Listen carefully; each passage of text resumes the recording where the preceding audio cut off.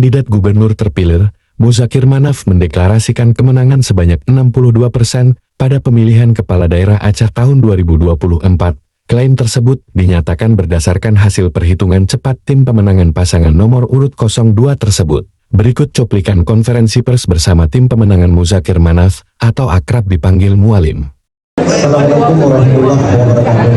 Teman-teman media yang kami banggakan, kami pertama sekali mengucapkan terima kasih yang sebesar-besarnya kepada teman-teman media dan kepada seluruh aparat keamanan yang telah melaksanakan dan mengawal proses pilkada di Aceh ini dengan baik.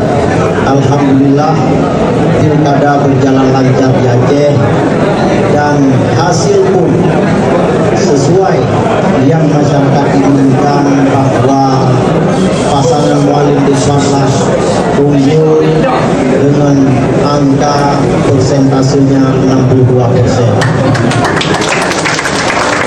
Kami mengajak seluruh masyarakat Aceh, mari kita tata Aceh ini ke depan dengan lebih baik.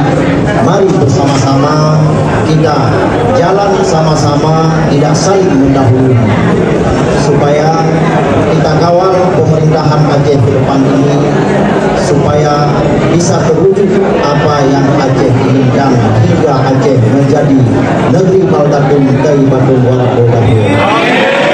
Kami dengan Mualim adalah sebagai jembatan dengan pemerintah pusat untuk membangun Aceh ke depan.